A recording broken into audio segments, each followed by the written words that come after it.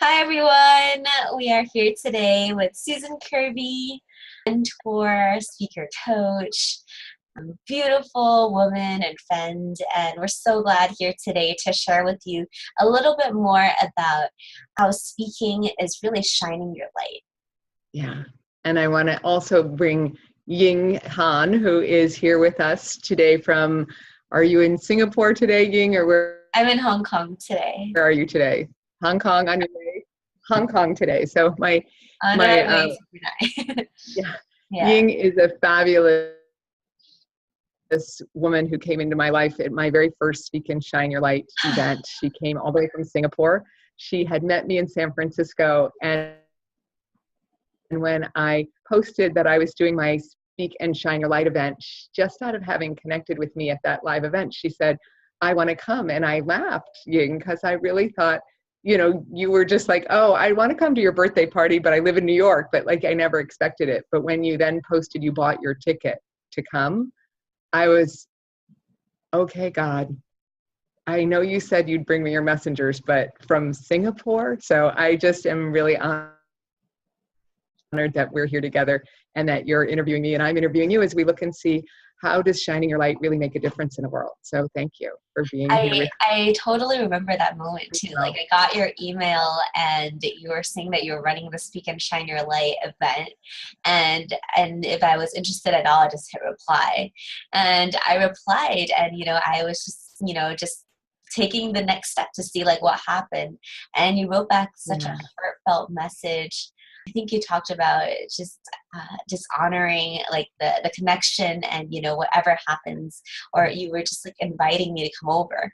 And I was just thinking, this feels so real. There's something here that feels so authentic. There's something here that's just so attractive. And I think that message was what kind of tipped me over and just made me feel so connected to the work that even more connected to the work that you do. Wow. I'm like, you never know what difference you make for someone. And that's really what Ying and I are here to talk about with you, because I know my people are called to speak. And we don't always know what to speak about or how. I don't mean what to speak about, because like I know we have a message we're supposed to deliver, but we don't know quite how to formulate it in a way that has people leaning in, listening, saying, okay, I'm ready to play with you. And it's really just, it meant a lot to me when I said, okay, I'm just going to do this thing. I'm just going to throw myself out to the world and see what happens. And then to get a response from Singapore and New Mexico, all coming to my little wine country, Santa Rosa, California, it was really beautiful. And our connection has been deep since. Just before we started recording, and you were sharing about our closing ceremony of that event and how when you're not sure what you're doing is making a difference, you go back to that moment. So just share a little bit about that moment. Yeah, for sure. So at the end of the ceremony, so the ceremony, the whole event is actually a really beautiful event. It's very different from other events that I've been to in the sense that it was incredibly intimate, raw, and also super safe. So you're there doing this work, putting yourself into this career, this work, this bigger calling, and at the same time you're honoring all of yourself and all the parts of yourself who is also blooming into that becoming. And at the end, at the closing ceremony, we had this beautiful, just intimate moment, after everyone had really like found a larger bit of their voices and a larger bit of themselves, where we lit a candle and we kind of just lit each other's candle as a symbolic way to signify, this is our light within ourselves and our message. And when we shine, like together as a community, we shine brighter and more people, our people can find us. And it's just such a beautiful moment to remember, because when things, when you're going about your day to day and you're doing all the things that you are doing to get your word out there or to connect with people, sometimes remembering that that's meaningful, and that is, and whatever you're doing is contributing to shining, and to reach your people and to transform lives. I feel like that is one of the things that grounds me back to why I do what I do, and to provide that momentum and that stability and that just like that anchor to that calling. And Yeah. yeah, Yeah, I say in that ceremony, I say no amount of darkness can put out light, but it just takes one candle to put out darkness. And that when a candle lights another candle, it loses nothing, but it lights another candle. And that so many of us are waiting to be lit or waiting to have that chance to really shine. So I appreciate you bringing that back to me, because there's moments where I wonder, oh, is what I'm doing making a difference? And should I be doing this? And oh, never mind. And then I'll go back to one of those times. And truthfully, more recently, it's been harder and harder to go down that negative tunnel, because it just keeps being more and more spinning. One of the things you mentioned was about that finding the piece of you. And in the work I've been doing since you and I got together back in the very first Speak and Shine Your Light. So I've now done 4 Speak and Shine Your Lights, and I have the 5th one coming up. And it's been a year. You know, it was less than a year ago when you and I first got together, and each one has a different depth to it. It keeps seemingly going into a deeper connection. And one of the things I love doing, and one of the things that's important for me that I came to this world committed to, is honor, unity, and enchanted play. Those are my virtues. And when I found I had virtues, when I found that I was committed to something, I was surprised, and I didn't really know what to do with those words. So I did a process, and I knew it would help me be more authentic, but I never knew quite how to work with them. And when I came to coaching, I wanted everybody to know their virtues. I wanted everybody to have those words that told them who they are. Yeah. And yet, if I wasn't fully living mine, how could I ask you to live yours? And the people around me, I'd do their virtues and then they wouldn't go live from them. And so then I was again, never mind, I'm not going to do this anymore. But when I get frustrated easily, but I don't give up. So frustration doesn't necessarily equal giving up, which is good. But I go around, I find another way. And when I ended up doing training piece, and I have to say, I really wanted to do the heartfelt piece, but the speaker training is what I kept being called to do. And literally, I say my speakers are being called because I know I've gotten that call. And I remember when I was there arguing with God, going, really?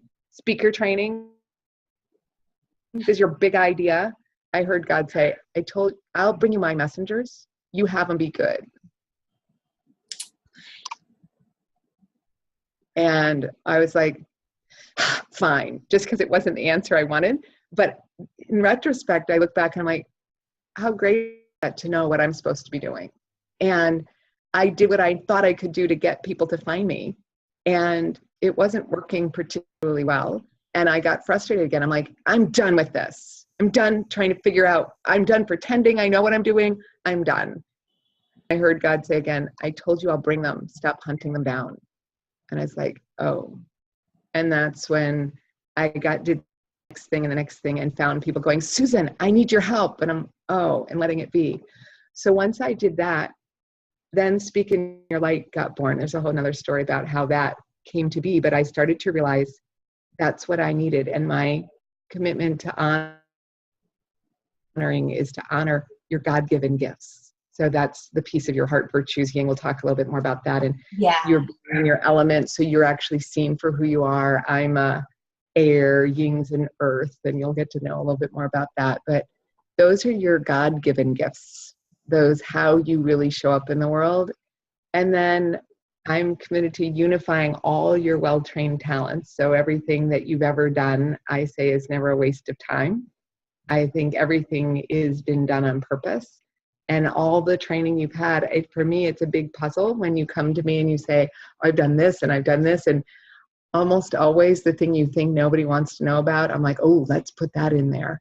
And one of the gentlemen who was working with me on above,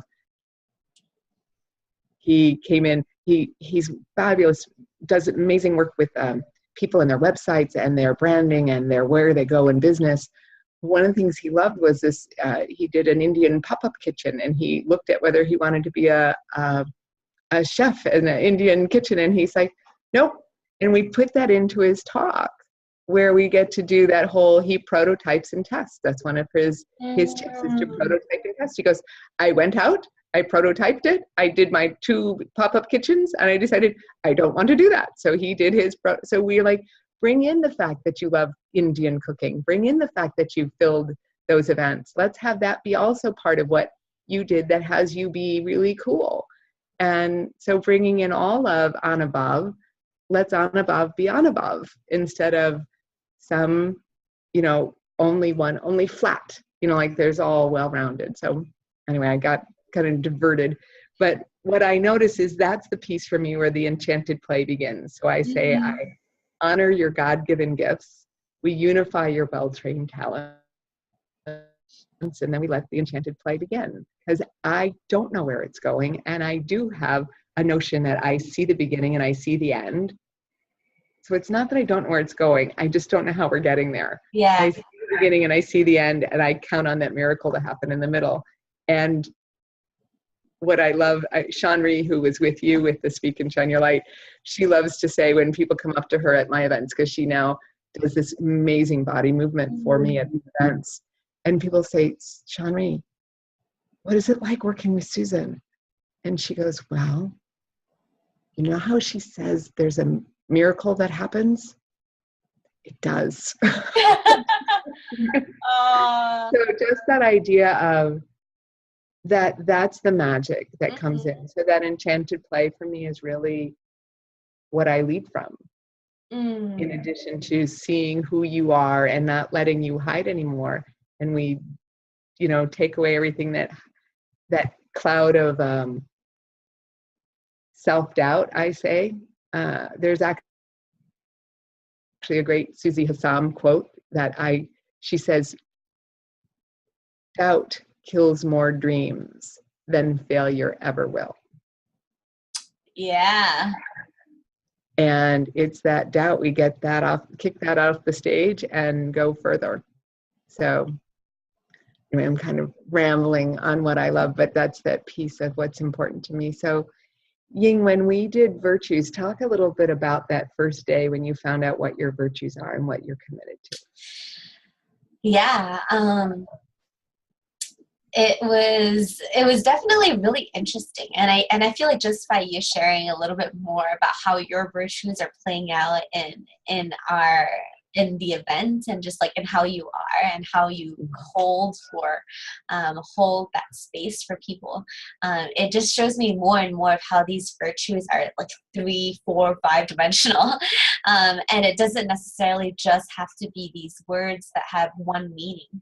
And it can include more people. When I found out my virtues, it's up actually right up there. I have this little poster that we did during the end of our first event, and it's freedom, fun, and inspired connections. Yeah. And it's like your virtues are like a shortcut to your heart. Is how I feel like whenever I say it. And even I was just saying it just now, and I was like trying it out. It's like, if it's so connected, and whenever I say it, I feel this like huge connection to what I stand for, and it moves me in some way, and it's just so nice to speak from that place, and to remember, like, this is this is like such a big part of me. And I feel that like what you were saying about that miracle piece really does resonate so much. I remember like the best part about unifying all your God-given gifts, or however you call it, all the skills and your experiences and just your whole life to that moment, for that talk, and to share that with the world, share that with your audience. It sounds like such a scary task.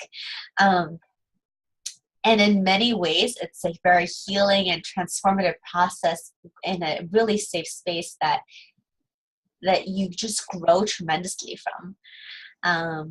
Yeah. There's so many parts of the story I feel like a lot of us didn't even want to share because it's vulnerable and we want to hide from it, and some people we like talk about it behind tears or things that when we really shared that, everyone was like, you've got to tell that, like that's such a big part of you, and I think that was a liberating experience.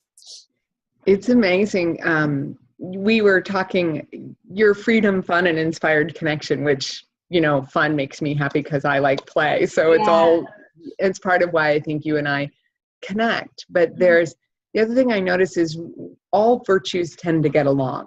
Yeah. So even my husband is committed to compassion, respect, and inspiration. And when he says those, I get as happy, even if it's not a fun and play kind of a thing. So the virtues, I love what you said, it's a shortcut to your heart. And that's what most speakers are trying to figure out. How do I get in my heart?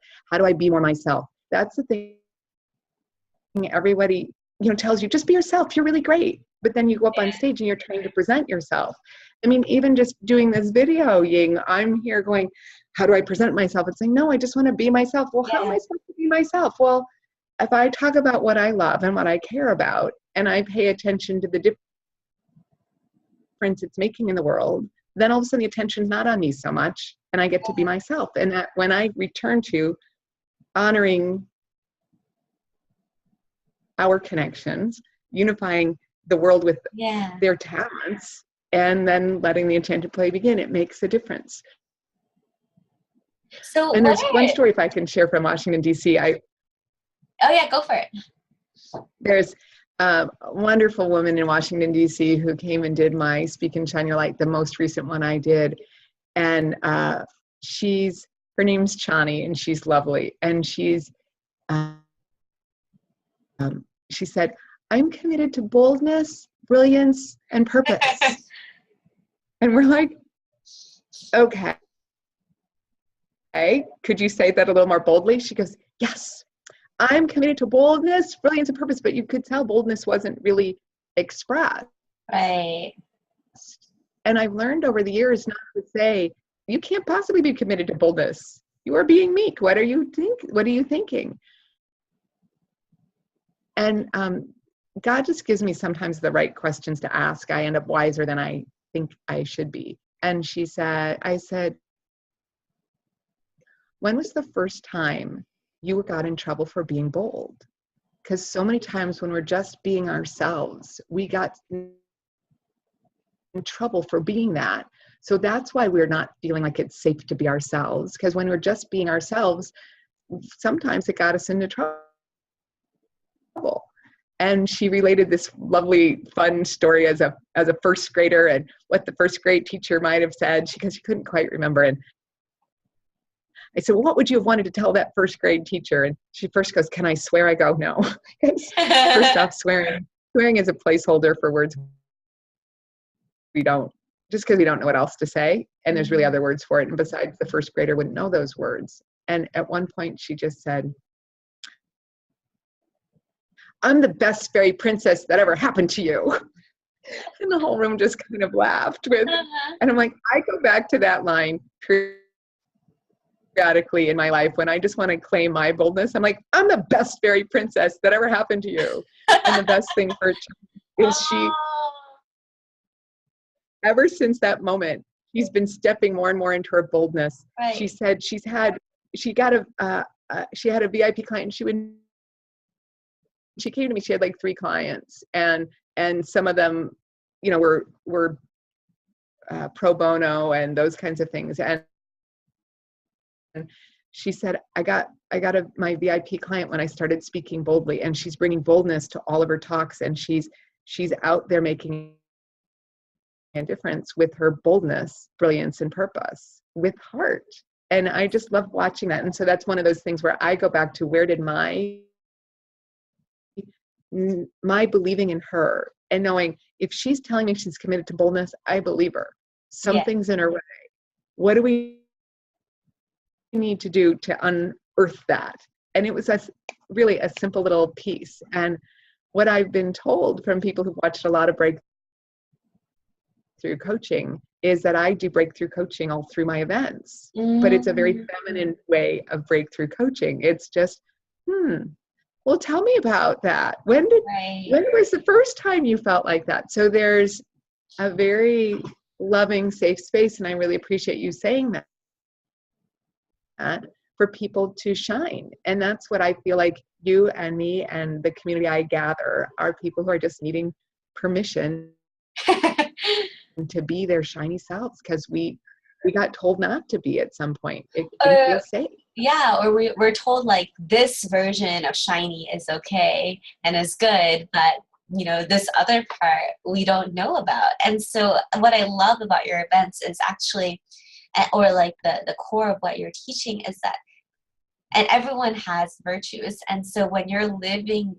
those virtues and you're sharing those virtues, that's when you're truly shining from that deeper place. So like you're shining your way, not some other definition of shining or some other definition of how you should be. Yeah. So for those of you out there who are wondering what your virtues are, or what if you have virtues, what would you like to share with them?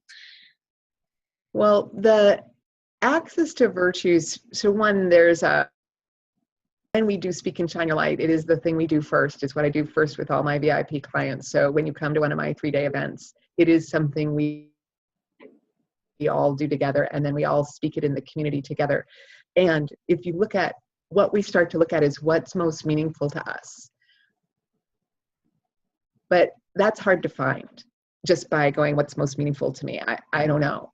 But what we look at is we look at what gives you goosebumps, and we look at what causes you rage. Because both those things point to what you care about.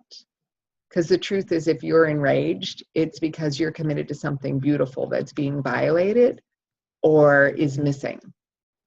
And when you get those goosebumps and rushes of love and that just cry in the moment for being so inspired, it's because what you are committed to is present. And that's what's, those two things point to what you're committed to. So there's a process we do that I've been trained in, and I'm one of 2 people who was trained, actually the only person trained by the guy who developed it to do it in groups. And one of the best parts about doing it in groups is when you're not sure that's your virtues, like we come up with a list, and you have to kind of then choose, is this where my heart is? Yeah. We actually have people come up on stage and share the list of 4 or 5 that are in question. And I thought at first, I thought, oh, I'm the one who has to listen to hear, is that their heart or not? But I didn't know how to do it with a whole group of people. So I didn't, instead of doing it one-on-one, I brought them up so that the group could be a part of That's a new one. it. Yeah. But what I was surprised by, so yes, that happened the second event up when I did it up in Portland, right after our event. I was trying to discern and make sure this was working. And what happened was the whole audience went, when the ones were their virtues, and the ones when it wasn't their virtue, they're people like, but they'd say the one that's there that had their heart, like their whole resonance changed, where the whole audience actually could tell the things that made their heart sing and the things that didn't. And I was like, this is so cool. Like one of the women was sure she was committed to gratitude, but she could say she was committed to gratitude, and the whole room was like, she goes,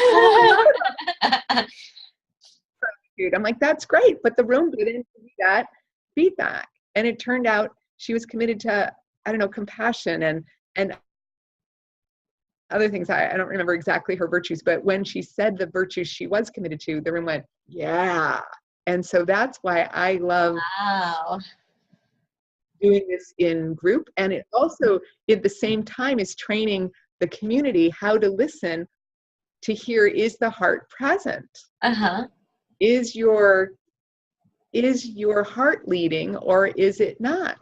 So this last group, with people who work with me for the year. So after my 3-day event, people have an opportunity to work with me for a year-long program in the Speak and Shine Your Light School for Luminaries. Yeah. And we do a speaker immersion. And in this last event, I was hearing people speaking from their virtues and that watching their lives change. And I'm thinking, that's what Chani did. That's what you've been doing. That's what Anubhav did. That's what, all of a sudden I'm like, oh my God, this is the thing I always said was possible. That part where when you live in your heart, like you find out what's so meaningful for you so that you can let your heart lead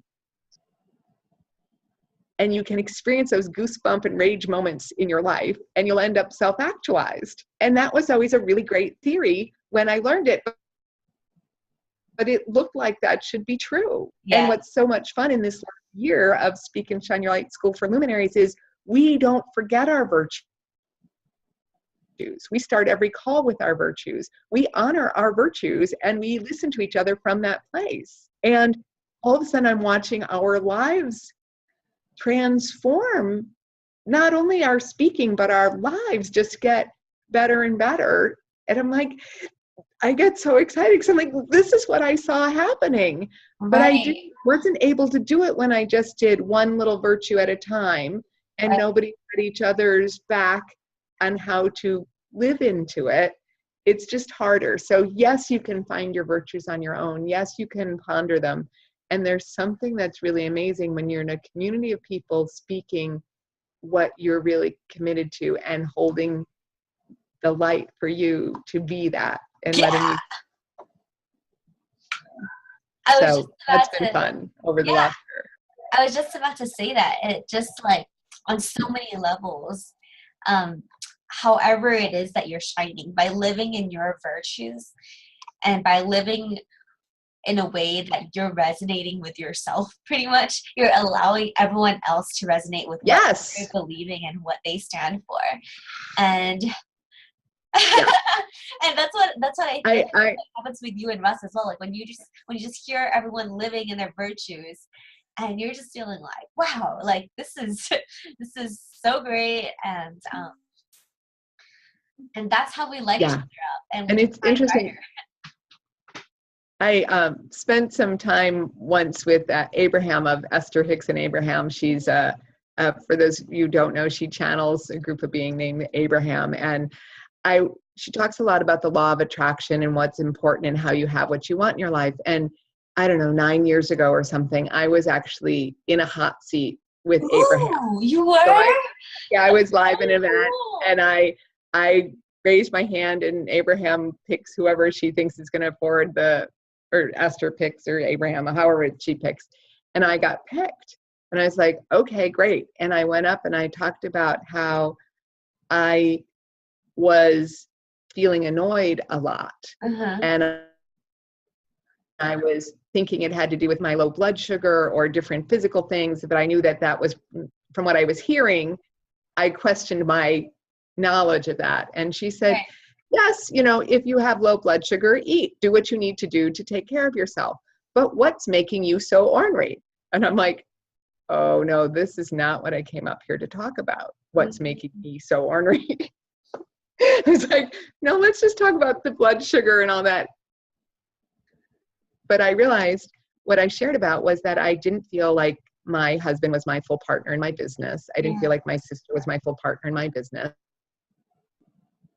And I felt all alone. And what Abraham said to me, and this replays kind of goes back to living your virtues, is she said, feathers nests are not what it's all cracked up to be. If everybody else is doing what they need to do what they do to make them happy. Their job isn't to make me happy. And if they did do what I wanted them to do to make me happy, I would never go to my source that was right there to give me everything that is the power to make me happy. That's where I'm to go. What's my source? And in that moment, I heard it, and she goes, I know not long from now, your life isn't going to be like this. You're going to need no one to be different. You're not going to need your government to be different. You're not going to need anything to be different. And imagine how good people will feel when they're off the hook and they let you just You let them be and you be you. And I'm like, oh my gosh, that's just what Ying was saying. And I recently re-listened to that audio tape of me to Yeah. hear what she said. And I was so amazed to see so much of what she said coming true, and how fabulous it is when I let my people around me off the hook for making me happy and go to my virtues of honoring and unity and enchanted play, and going to trusting God for the miracles and letting the enchanted play begin, and connecting with people like you, Ying, and being in this engagement. And all of a sudden it's like, oh, you don't have to be any different. And that was what was so cool with the last group in the Radiance immersion that I do, that the ongoing program, is all I really was doing was giving people permission to be the person they always had been, but got in trouble for being when they were little. And, or even, Ying, let's go back to you for a moment. Yeah, sure. When you came to me, you were not this still being. Nope. You were bouncing off the walls, lovely, and I loved your energy. So it's not that I didn't love your energy, but we're going to move into this piece for as we're following along to about the being in your element. So we've gotten kind of those virtues pieces and what's important about that. But part of the other piece of letting people be, or having you be, is when you're being dressing in a way that has you let yourself be the way you be, seen for who you are, not what you're wearing. So I used to wear black, and Ying used to wear bright colors. And the interesting thing is, I'm not to wear black, and Ying gets to wear certain bright colors, but not little patterns and lightness. She's stillness of earth. So share a little bit about what it was, why you became air in the first place, like how that helped you survive in life, and then what it is to be you. Sure. So if you guys are wondering what we're talking about, we're talking about elements. And just to bring you guys up to speed, elements is, I guess the way I interpret elements is just similar. So the work that Susan does is a lot about coming into your being, like who you are already, and whatever anchor is and whatever tools you can get to get back to your essence and your being and all the things that resonate with you. So your virtues is a part of that, and elements is another layer of that. And I'm feeling that, and I feel that elements are what allows your light to shine more. So when you're on a stage and you're in your element, whether it's wearing your clothes or like having a haircut or doing the things that allow your energy to kind of resonate further, people can feel you more. So thanks for that. And just one of the things I say is, why make me work so hard to get your soul's message out to the world while you're dressed in someone else's clothes? So if you're in the ongoing program with me, that's one of the things you get from being in the ongoing program, is you get to know exactly what your element is, and we work from there. In the 3-day event, on the second day, you'll get to learn all about the elements and why they're important, and a few really great tips for everyone. In fact, while I have a moment, just one of the things, secrets is, you look and see, do you see you? Or do you see the clothes? So if you're going to go actually speak somewhere, you want to see, is the clothes, do you see the outfit first, or do you see you? So that's tip number 1. And the other little helpful tip for people is, eggplant and teal are pretty much universal colors. So if you're going to go speak somewhere, eggplant or teal, so that you can be seen if you don't know what you should be wearing. All right, so that's a little bit for everyone. Yeah, but like a little intro, a little. Sorry for stepping in on you. And it's just, in the beginning I was like, really, like colors, it's gonna shift me. I really like bright colors, and I was definitely in a space of. I've just been so used to like being super hyper or super energetic, and I mean, a part of me is like that, and in the world of elements, that's called more airy, and so I would talk like this, and I would like shake around, and I would like and I'd be like super like chatty and like high energy, and I mean, I love that.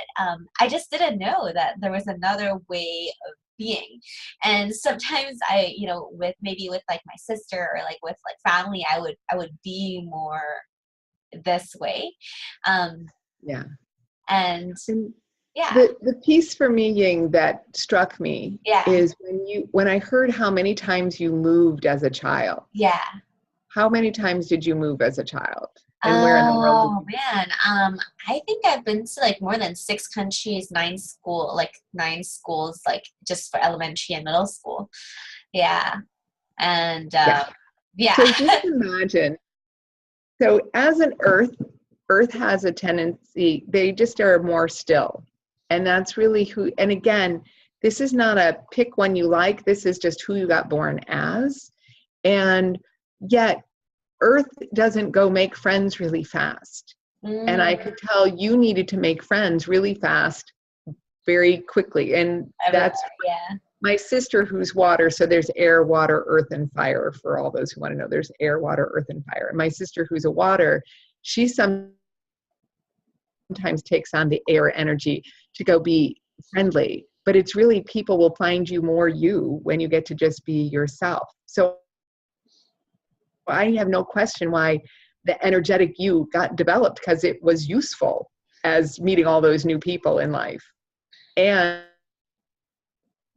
it's lovely, but it's harder for you to live your life that way when it's not as you, when all of you isn't. And in particular, I remember when you were on stage and you got some feedback from people after you'd been your bouncy self to fill the room and, yeah, model what most speakers would model, which yeah, is like, especially if you were trying to model me, I do that. Like right. that's not you.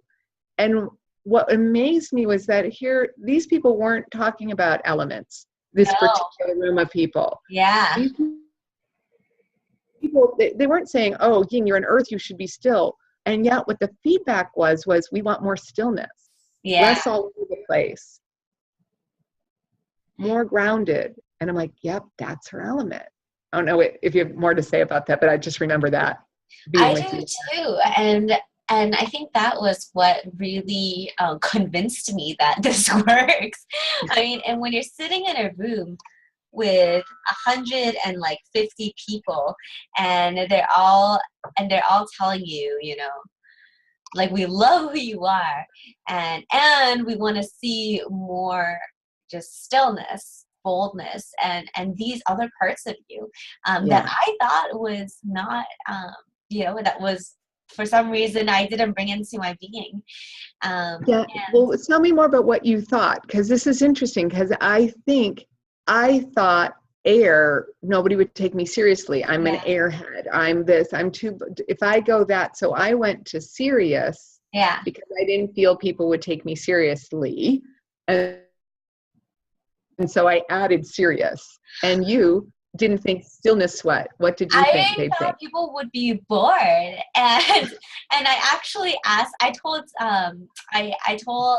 was just like, I thought you guys would be bored, and so that question got reflected to the audience, and they were like, "Did you think she was boring?" And everyone was like, "No!" And I was like, "Oh my god, that's a very violent reaction," but okay. And Yeah. so and so that really convinced me that, you know, I didn't need to be, I can just be me. It like Yeah. relieved me of this part of me that always thought that I needed to put the energy into the room, in order for the room to respond. Um, yeah, Yeah. Yeah. it's just like a huge burden. Just like, you know what? Just be you. Yeah. And just like you light up the room when you walk in stillness. Yeah, You really do. You light up the room. Like when you're the queen and you just walk into the room, people know the queen's arrived.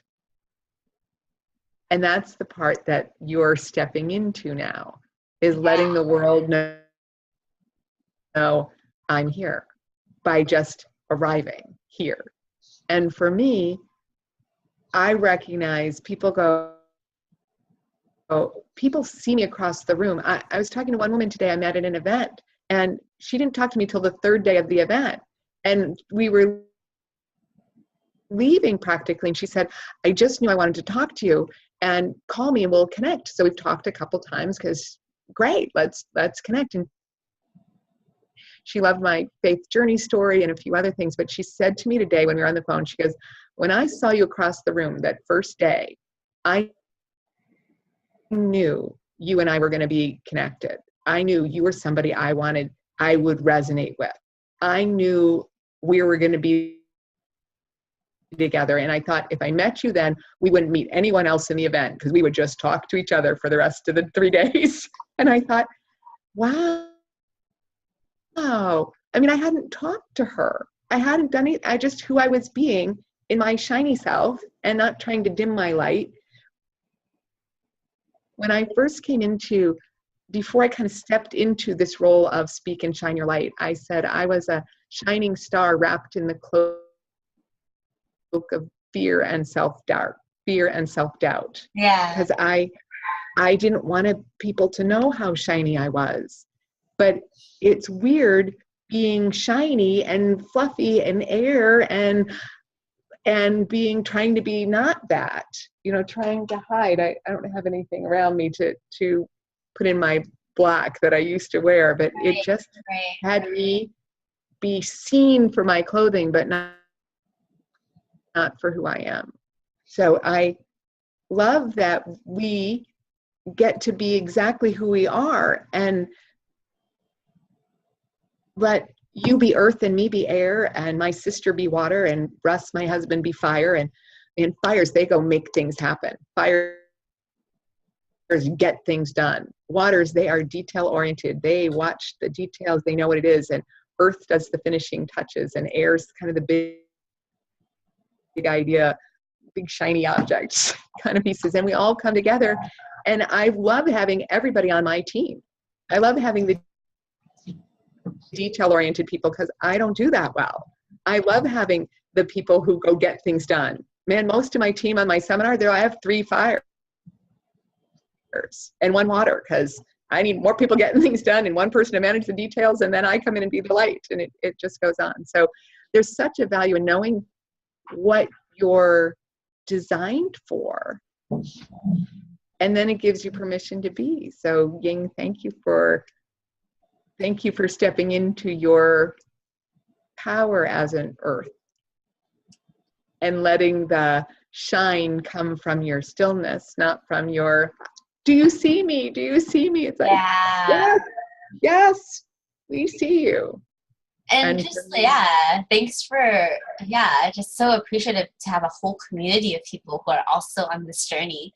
And I've just seen so many people bloom into themselves. Anibal, Shawnri, just our whole group of people. And it's been a year. I mean, Connie, and, it's been a year, and just the incredible ways that affects your business, how that affects your life, how that affects your stage presence, like just, even self-care, how if you want the best self-care, it is to go back to your virtues and making sure that everything that you do includes all of the virtues. Yeah.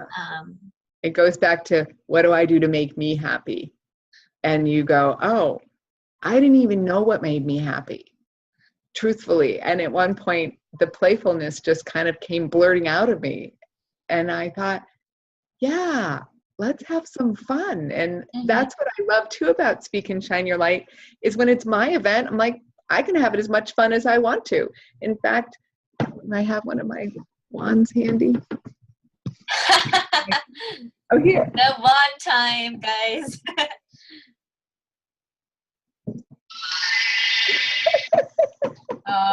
So we love those for just being magic moments of having there be fun. So in my world, we play in the Speak and Shine Your Light, and it's moving, like you said. There's tears, there's all things, but it's really a safe and fun place. Yeah. So far, Ying, what we've talked about is the piece of honoring your God-given gifts. So we've talked about the God-given gifts of, your virtues. Those are virtues you came into this world committed to. And you find out your element, which is also something you came into this world as. And as we share in the seminar, we're the only animal that has to figure out what to put on every day. Everyone else just got, all the other animals get their coats and they get to go. We're having to figure out what was the element, what is it that we're supposed to wear that has us be seen. So those are honoring your God-given gifts. Yeah. And then Ying talked a little bit about the unifying your well-trained talents, where we get into all the things you've done in your life. And when we do the ongoing work, the very first thing we do is have you tell your whole life story. And we start to learn all about you. And I've learned back when Ying first did it, we didn't start there. We just started. And then their life stories would come out. All of a sudden, these amazing stories would come out of nowhere in the middle of a talk you've already kind of crafted. I'm like, how come I didn't know you were on American Idol? Now, that wasn't Ying, but it was one of the women we were working with. I'm like, you made it to group round on American Idol?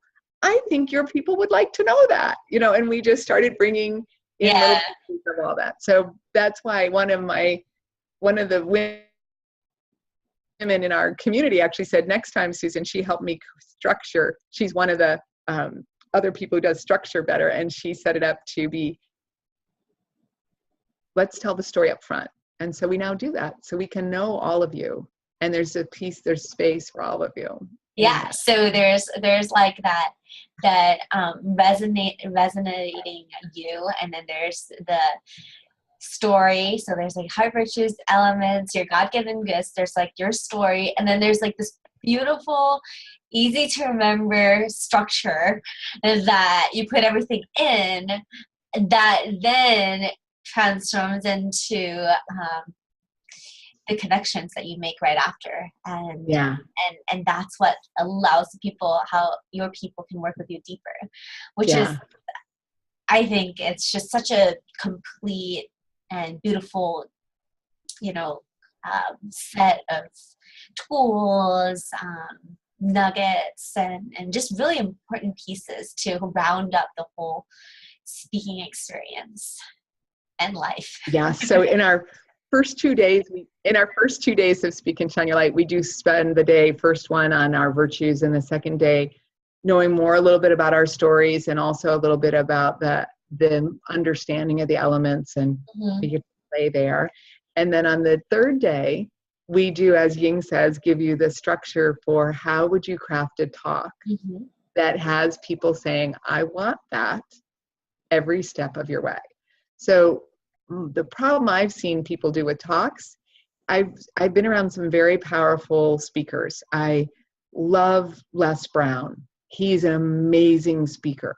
He is an amazing keynote speaker. And when it comes to selling from stage, I watched people who'd been trained by him deliver these amazing, powerful talks.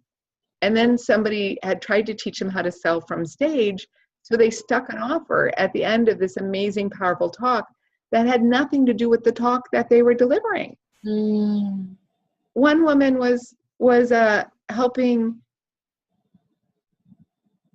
immigrants get into this country legally. She's a lawyer who did that. Her talk said nothing about any of that. So here she is talking about this amazing childhood she had in a very moving talk. And then this weird thing got stuck on the end. And I'm like, that's crazy. So just because you can deliver a powerful talk doesn't mean you can deliver a powerful talk that has people wanting to work with you further. So that's the game I came up with after having been in other trainings, how to have the talk be something that leads you to saying, I want that. And I've watched people come out with templates and really great, powerful things from a lot of classes, like fabulous stuff, but they don't exactly understand why each piece is important. And they feel like the offers at the end. I've had several speakers tell me, I'm really good at speaking, I just need help with the offer. And I'm like, okay, so let's start at what you're going to say in the beginning. And they're like, no, I just need help with the offer. I go, yes, but the offer starts when you step on stage. And you take your stage and you start speaking. So Ying's been talking, we do a 10 steps to I want that. And I have little hand movements. I'll tell you what they are, how it all goes. So this is, for step 1, step 2, step 3, step 4, step 5, step 6, step 7, step 8, and step 9, and step 10. But there's actually a home study for how you can access what all that means. And I'd love to let you know how you can find that as well. There'll be at speakandshineyourlight.com. You have access. Mm-hmm. And to and if you're curious, and we go over it for sure. And if you're curious at all, like if a Speak and Shine Your Light is happening in your area, when it's happening, we have a link down below as well for you to check that out and have fun. Yes, Speak and Shine Your Light /events should get you to all the events that are coming up. And you have access to the home study for knowing if you can't wait that long. You can't wait. You need to get started now. You can do that. And Ying, though, before we say goodbye, when you came to me, you said, I want to talk about the YOLO lifestyle. Yeah. So that was, we were working on what's her talk, how did her talk fit into the 10 steps? And you were saying, so I didn't even know what a YOLO lifestyle was. So I'm way older than Ying, and I didn't know YOLO. So I had to get explained to me that you only live once. So you can imagine that a girl who lives in Singapore, who decides she's going to fly to California to do a speaker training, would take actions consistent with you only live once. So you can get that she would be having that talk. Now, one of the things we do, so in the very first thing we do after you connect with the audience, you would ask either 2 questions or a quote. So we'll give you that much for the beginning to how you captivate your audience before you even say hello. So tell them do you remember how you used to start your talks? I don't even remember because I just loved the new quote that you only live once quote. And that's been just so... Yeah. Yeah, so I mean, most I'm people, starting my book that way. You are? How fabulous. Yeah. So, and it's funny because, as I said, being much older than Ying and also having grown up here, we actually Googled a quote for Ying, but she didn't know who said it. So I got to introduce her to this quote. Yeah. And it was interesting because this quote bridged her generation and my generation together. And we're like, yes, that's exactly it. So tell them your quote, how you start your talk. So the way that I started is, you only live once, but if you do it right, once is enough. May West. Yes. So that is, so if you don't know Mae West, you're younger than me, but if you Google Mae West, she is an amazing, powerful woman. She was an actress, and the way she would say it is, you only live once, but if you do it right, once is enough. Or I'm sure she says it better than I do, but it's that piece of, if you do it right, once is enough. So it's that you only live once lifestyle. And the importance about how you start your talk is everything gets built from that. So you can tell by Ying's quote, it's like, I want that. I want to live my life like where if I do it right, once is enough. I want to do it right. I want this once to be enough. So just in how she starts her talk, you want to know more about that. You're like, I hope she tells me how I can do that in the talk.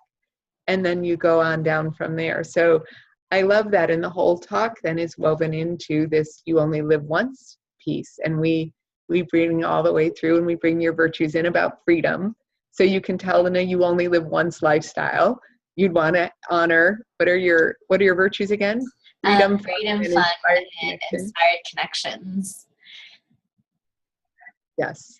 So we bring freedom, fun, and inspired connection into her you only live once lifestyle. And you can see how that fits Ying. So you can see her talk fits who she is. And I say, if your talk doesn't match your virtues, there's something wrong. Like you're probably not talking about the thing you really care about. And mostly that doesn't happen around me, because the people who come to me aren't doing something they do for their business. They're doing the things they're doing because they're doing their business because they care. They're not doing it because it's their job. And one of my other speakers, she's committed to mercy, protection, and justice. And I was thinking, oh man, I can see how freedom, fun, and inspired connection goes into a talk. But how do you have an event where mercy, protection, and justice is what people are going to want? And I thought, what I said to her is, I'm not sure how this is going to fit into your talk, because it's just not my language. But she said, oh, I know. And she goes, because people need mercy. If they have a business coach who has mercy, and they're going to make sure they're protected, because that's going to be so that they're safe, so they can go out to the world, and that it's going to be just, and that they're going to go take care of the world and make a difference. And all of a sudden, her language, now my language saying it is nothing like her language of when she says it, because it's what she's committed to. So when she speaks about what she's committed to, her whole heart got out there. And she had more people. She said that more times in those 3 days. I told her to say it about 10 times a day, and she did. And everybody in her community knows she's committed to mercy, protection, and justice. And they wanted that. And who wouldn't want a business coach who is committed to mercy, protection, and justice? So just whatever virtues are yours, those are the ones we want to bring into your talk. And whatever element you're being, we want to bring that into your talk. So air, earth, water, fire, each one has its own beings. And in fact, for Yin, I would say you should be still when you're speaking on stage, or not so much movement. But a fire, I had a fire, oh my God, we were talking to her at the last event, and I'm like, why are you standing so still? And I said, did you get in trouble for moving when you were a kid? Did you get in trouble? She goes, it's like, you must have gotten in trouble as a kid. And she said, yeah. She said, I'd rather run around the dining room table than eat. And she said, they had tied her to her chair with like a pillowcase or something, not like rope and all that other stuff, but they were trying to have her just sit still in her chair to eat. Now you can get a parent might try and figure out how to get a child to sit still to eat, but she would rather run around. And so I said, on stage, you need to move. You're fire. You need to go, not pacing just back and forth, but let your body move. And she just got happy because she'd been told all her life to be still. So it's that whole thing of, no, you be still. She should go be fire. I should be bubbly.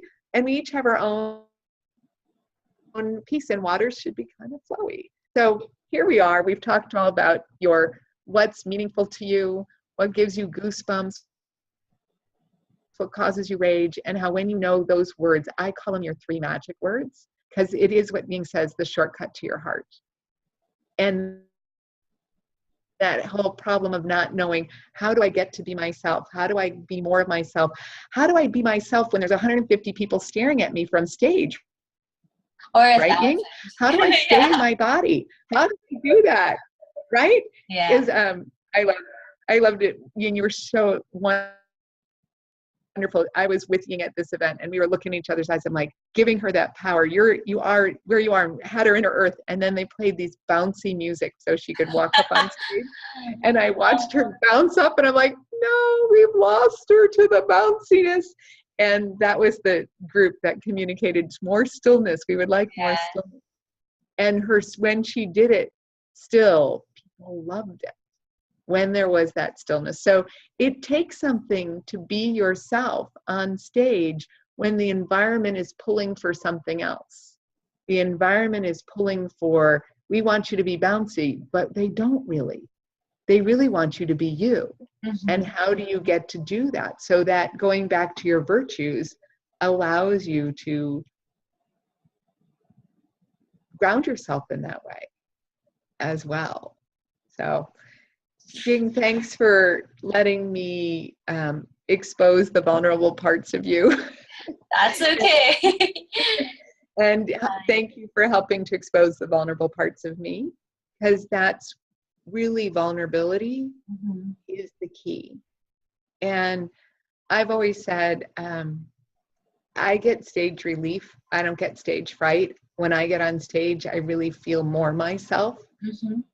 But what I realized was, as a kid in acting class, I didn't really want to be seen for me. What I liked about acting was I wasn't me. And the people in acting class would say, but Susan, we can tell you're acting. I'm like, yes, this is acting class. So I didn't get the part about being vulnerable and being exposed. And I have to say, I watched Hamilton recently. I actually went to one of the performances in San Francisco, and I saw those people on stage. They were not acting. They were communicating from their heart, the emotion that was coming from these people, where they were speaking about what they cared about. And you believed everything that they were, those people in life. And that's that piece.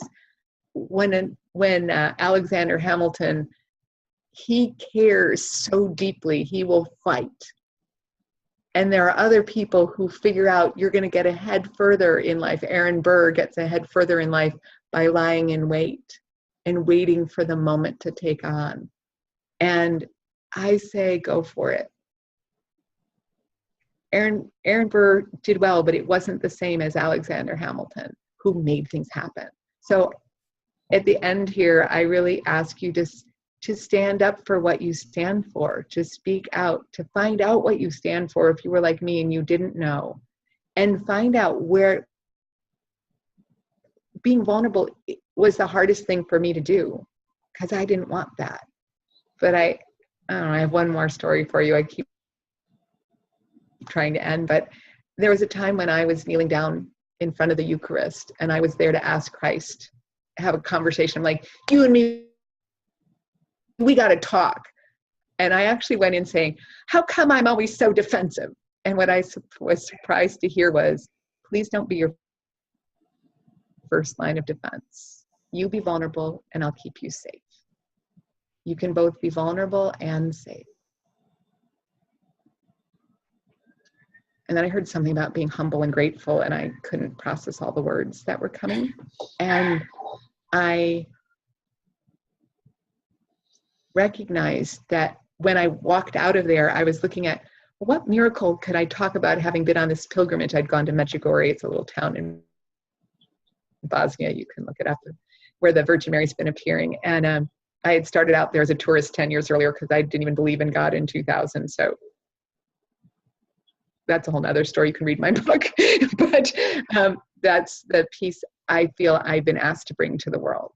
And what I bring to my speakers is, you be vulnerable. You can both be vulnerable. And so thank you for letting the vulnerability and safety be here, Ying. And I love you absolutely. And I look forward to meeting those of you who are called by this to connect and come speak and shine your light with us in the School for Luminaries.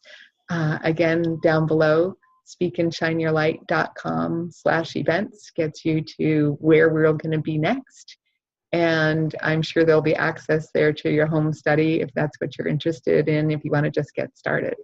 So those are two things you can play with right away. And otherwise, reach out and connect with us on Facebook, right? Speak and Shine Your Light School for Luminaries, I believe, is our Facebook. And that'll be posted down below as well.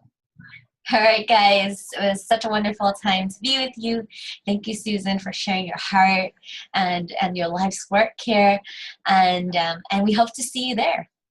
Yes. And if just remember, shine your light and go light your world.